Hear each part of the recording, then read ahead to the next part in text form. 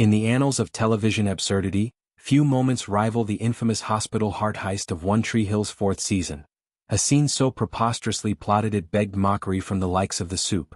Chad Michael Murray, the brooding heartthrob who anchored the series as Lucas Scott from 2003 to 2009, with a 2012 cameo, still winces at the memory, recounting his futile campaign to excise it from the canon. "I begged and pleaded," he recalls with a mix of mirth and mortification.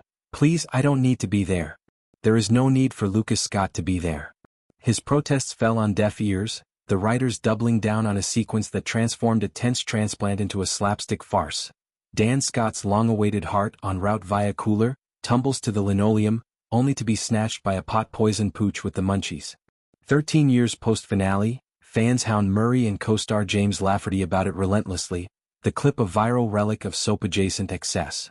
To unpack the lunacy, rewind to Tree Hill's feverish fourth season, where the Scott brothers, Lucas's poetic intensity clashing with Nathan's athletic fire, navigate legacies laced with paternal poison. Dan, Paul Johansson's villainous patriarch, clutches at redemption after a car crash leaves him cardiac compromised, his transplant a narrative fulcrum teetering on tragedy. Enter the ER waiting room, a powder keg of happenstance. Murray's Lucas lingers, perhaps fretting over girlfriend Peyton's pregnancy or just the family vortex. Nearby, a negligent owner, post-pot brownie slumber, parks their dog, leash uncoiling like a 25-foot tripwire across the sterile sprawl. Medical staff inexplicably vet light, green lights the stone pup's chill session, ignoring the absurdity of ER pup sitting over proper pet care. As exhaustion claims the owner, the leash snakes tighter, ensnaring the space in chaotic cordage. Cue the courier, heart in an unlocked cooler, ice-bedded, perilously perched, striding through the front doors, bypassing secure docks for dramatic directness. Dan, absurdly unowned and unprepped, paces the public fray, his fate feet from fiasco. The cooler clips the leash line, catapulting skyward. The organ skids free, a fleshy puck gliding across tile like a deranged hockey puck. Chaos cascades, shouts echo, feet flail, and the hound, eyes glazed from brownie bliss, bolts leash-free, jaws clamping the prize in a munchie-fueled frenzy. It scarfs and scampers, tail wagging triumphantly as Lucas and Dan bear witness to the carnage. Murray's plea stem from this cascade's contrivance. "All things are very possible, I guess," he concedes wryly, "but in the spectrum of ER etiquette?" He skewers the illogic. Why human ER over vet? Why unsecured cooler? Why waiting room waits? Painting a tableau of TV tropes run amok. This total promotional scene, as Murray dubs it, crystallized One Tree Hill's pivot from WB teen angst to CW camp, blending river court rivalries with increasingly unhinged arcs. Launched in 2003, the series, Mark Schwann's brainchild, traded on H.G. Wells's basketball beats and Southern Gothic vibes, Lucas and Nathan's half-brother feud fueling a froth of first loves, fatal crashes, and ghostly narrations.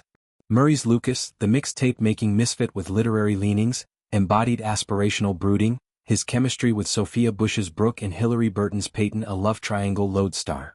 Yet, as ratings demanded reinvention, plots veered from poignant, like Keith's sacrificial blaze, to this hearthound hijinks, a bid for buzz that backfired into infamy.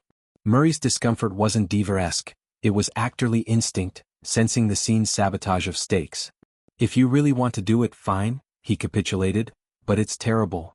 Filming it demanded straight-faced surrender amid crew guffaws, the dog's ad-libbed gusto amplifying the farce. Post-air, it exploded into meme fodder, Soup segments splicing it with pratfall classics. Lafferty, ever the good sport, joins Murray and fan Q&As, their banter a balm for the blemish.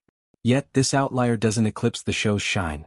Tree Hill birthed icons from Murray's Gilmore Girls guest spots to Bush's activist arcs, its soundtracks, Gavin DeGraw's "I Don't Want to Be" an eternal earworm, scoring coming-of-age anthems. Murray's hindsight humor humanizes him, a far cry from Lucas's tortured tenor. Now 44, he's parlayed the role into a renaissance. Riverdale recasts horror haunts like Fortress, while penning a YA novel that nods to Tree Hill's literary pulse. The scene, for all its terribleness, endures as a quirky cornerstone, proof that even in scripted stumbles, heart, stolen or not, persists. As Murray quips, it's the kind of mishap that binds casts closer, turning pleas into legends.